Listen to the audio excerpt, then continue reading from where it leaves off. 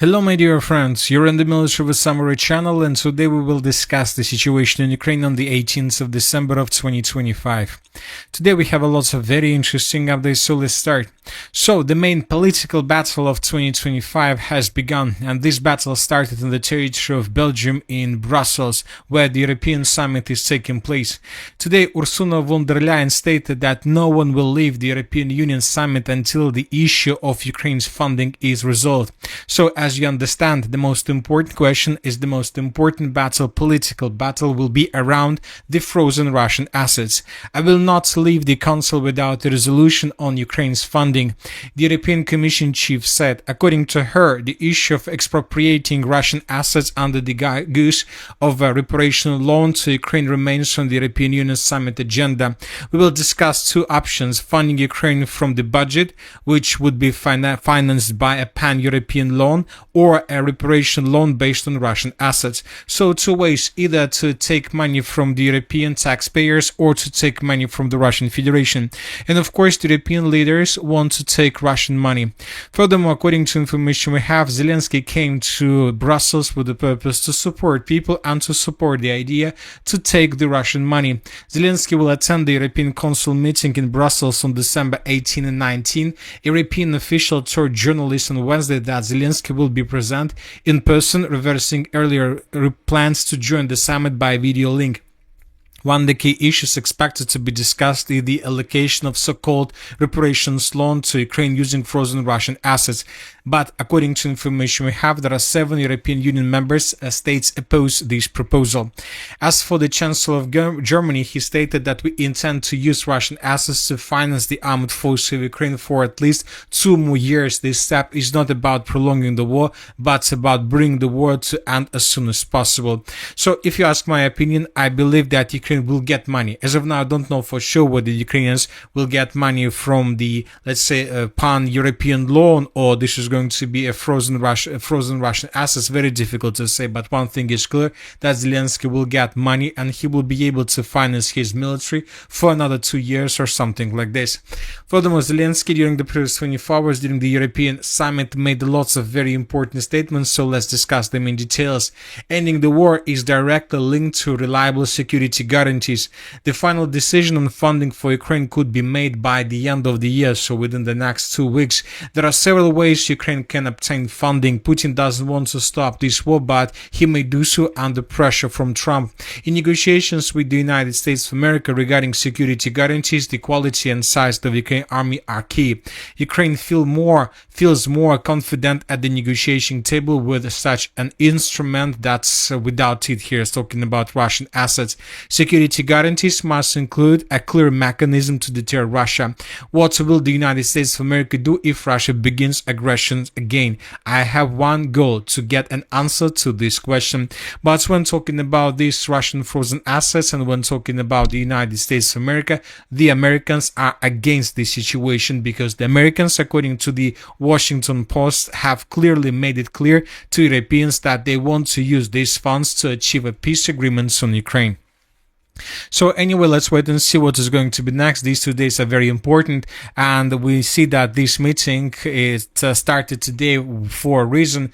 According to information we have, during the weekend, the United States of America will have a meeting with the Russian delegation in the territory of Miami, where the delegations will discuss the current situation, the current status of talks between Ukraine, the European Union, the United States of America, and the Russian Federation. And of course, if the European Union and the European countries are able and will take money, the Russian frozen assets, and if they provide this money to Ukraine, where everybody in the world understands that the talks on the territory of the United States of America will fail, obviously, at the beginning.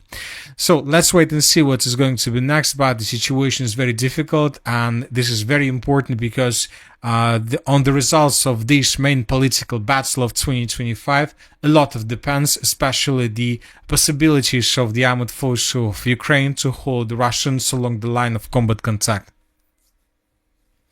Now let's discuss the situation in Ukraine, and first let's talk about the Zaporozhye direction, where the Russians continue their offensive operation, and during the previous 24 hours the Russians improved their position significantly.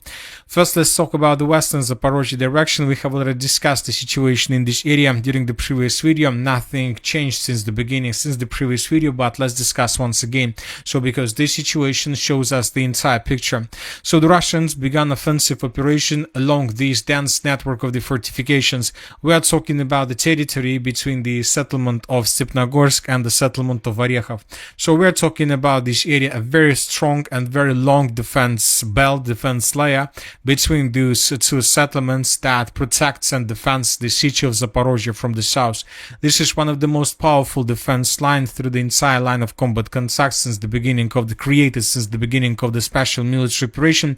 And according to information we have, the Russians began advancing right exactly in this area from the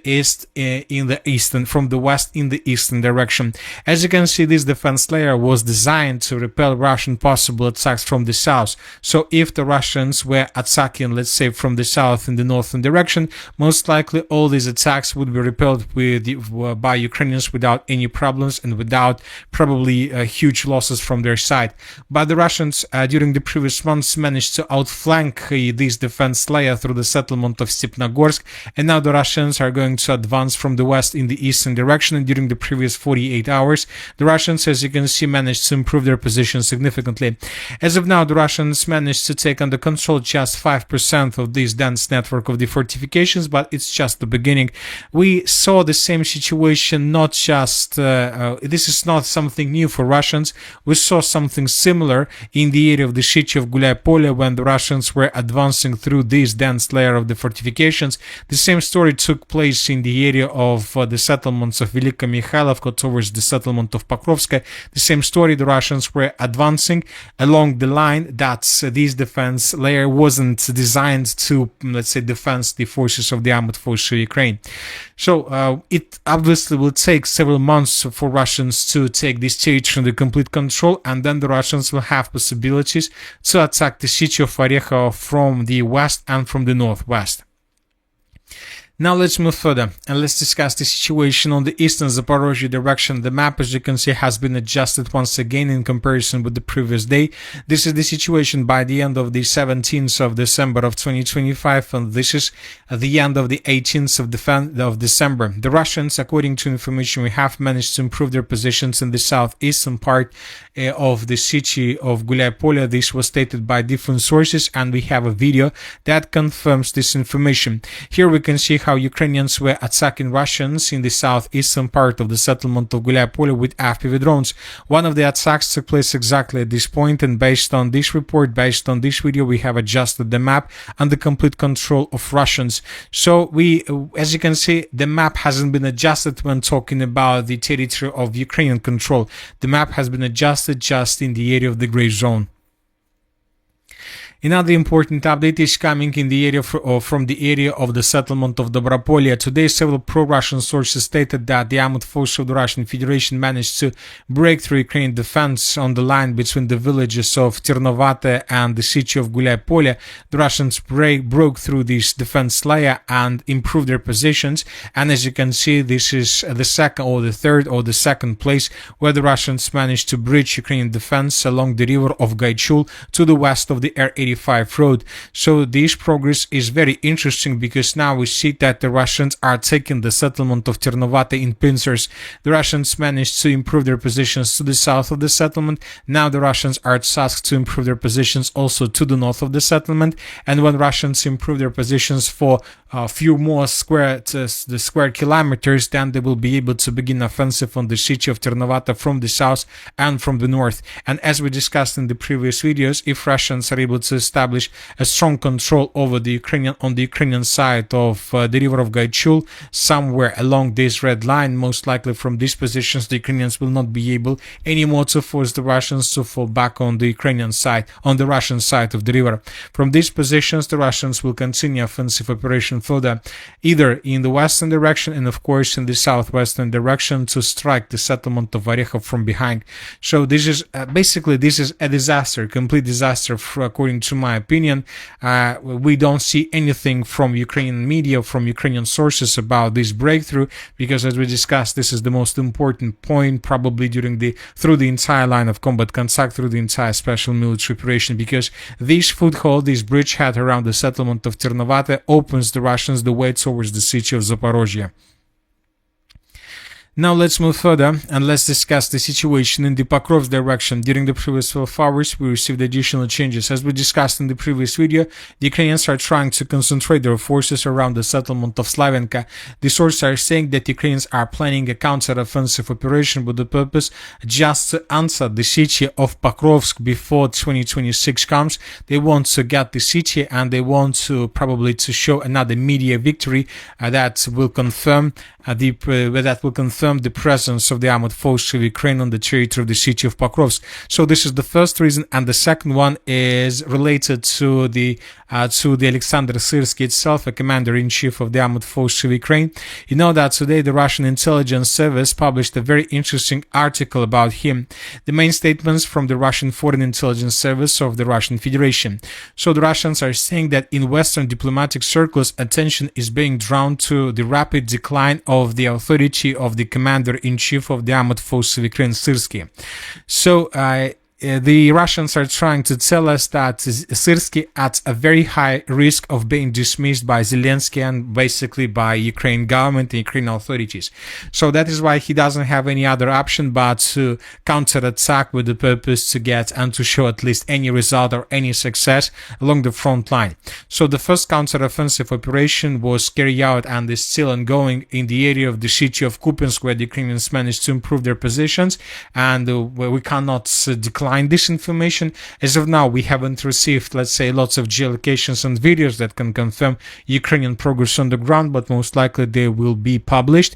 And probably Syrsky was tasked to counterattack in the area of the city of Pokrovsk with the purpose to re-enter the city, and most likely this is the decisive battle for him.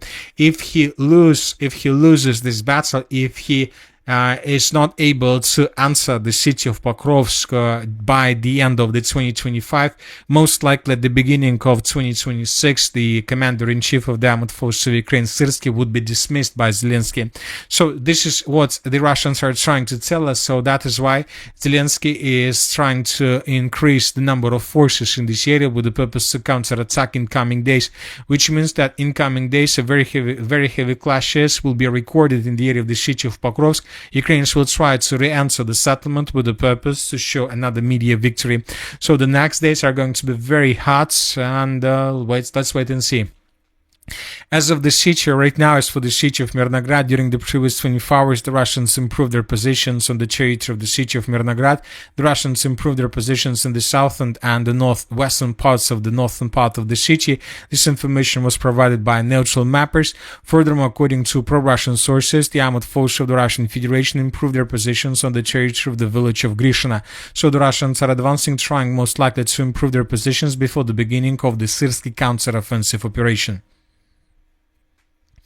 Now let's move further and let's discuss the situation in the area of the city of Siversk.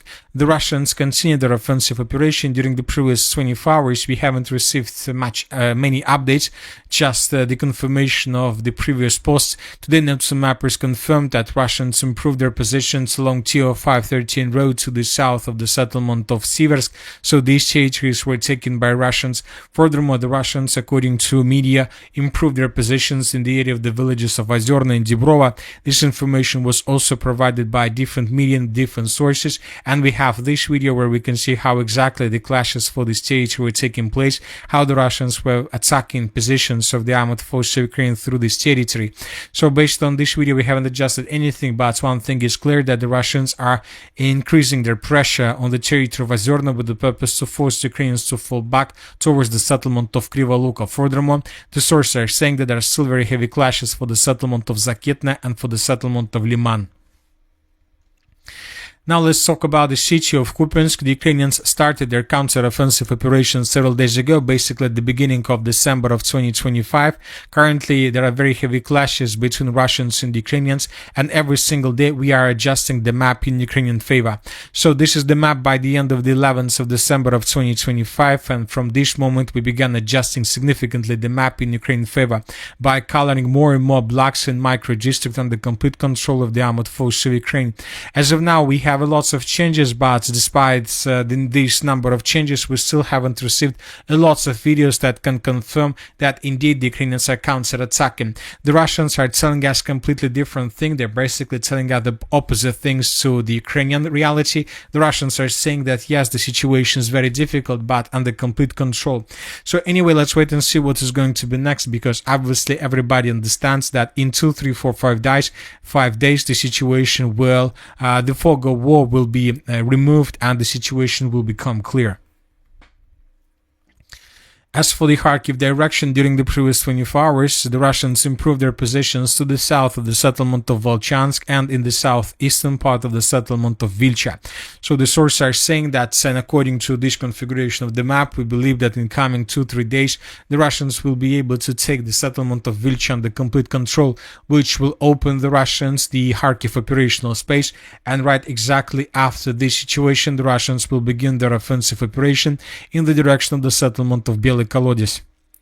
Furthermore, the Russians continue concentration of their troops in the area of the city of Sumy. I would like to remind you that according to different sources, first Ukrainians took their forces from the Sumy direction in the direction of the city of Kupiansk, which weakened the Ukrainian positions there. Then the Ukrainians took another batch of units and redeployed them in the direction of the city of Pokrovsk, and this is currently an ongoing process. The sources are saying that the Ukrainians are redeploying the 47th, 78th and 71st brigades of the armored forces of Ukraine, which most likely will lead to complete probably to huge problems with manpower and shortage of manpower in this direction, and the Russians might try to use this advantageous situation, and they will begin their counter-offensive operation with the purpose to restore control over the territories the Russians lost during the Ukrainians' August and September counter-offensive operation in this area. And that's it for today. Military with Summary channel reminds we condemn any violence in the world. Thank you for your watching. Subscribe to my channel, put your likes, join my Patreon, and have a good day. Bye bye.